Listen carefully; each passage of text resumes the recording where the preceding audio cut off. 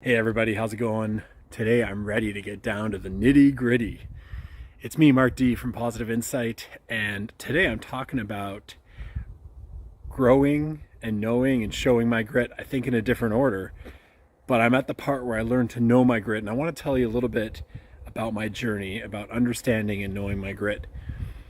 One of my favorite people in the entire world, Hazlon is a coach, an educator, and a presenter and public speaker who helps people to understand what their grit is. And she does that by helping them understand and know the compass of their grit. And the compass composes of the G-R-I-T of grit.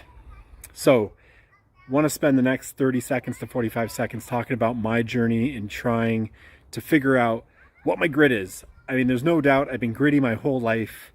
I think gritty is actually a great way to explain a lot of the things that I've been through. So putting a name to what it actually means, how it's represented in my life, and how it comes out of me when I'm faced with a challenge or faced with something that I need to overcome, or just be my full perfect self in a perfect moment. So there's nothing better than having tools that you understand so that you can overcome these types of things.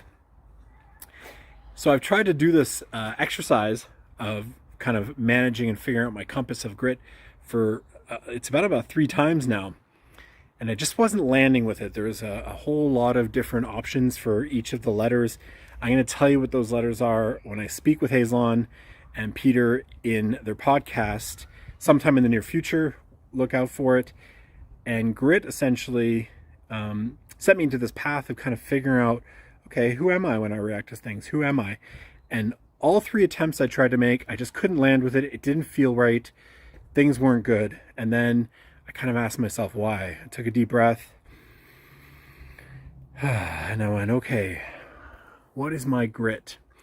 And I realized that for me personally, this is part of the answer. This is the Gemini symbol. And I have 2 aspects of me that unfold in different situations depending on whether or not I'm in a place of love or in a place of fear. And so I wasn't comfortable with just putting one answer because I knew in my heart it wasn't always true. And I think ultimately when you're growing your grit, you try to look for the one that's going to project you forward. I'm going to find out more about this when I speak with Hazlon.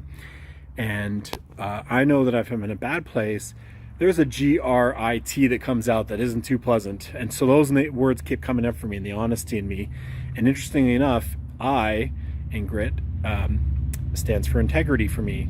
And integrity is about being honest and true to yourself. Thank you, Mr. Motorcycle. And so I had to be integral with myself and know that whatever word I was choosing was the word that would be absolutely appropriate. And since there isn't one single word that encompasses all times, I found myself picking 2 words for each letter. And each of those words represent a different aspect of who I am and when I'm being that person. Ultimately, one of those words is the one that I'd like to reach and I'd like to accomplish or be able to access at any time. And even if I'm in a bad place, I can switch it on. And I believe I'm going to learn that knowing and growing your grit is what that's all about. So I'm ready. I'm excited to talk about my letters, G-R-I-T, learn more about the process of how I get to the place where I can know it better and grow it and then have it out there and show it all the time when it's ready to go.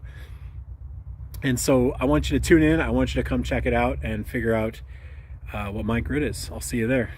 Hopefully the journey is fun for you.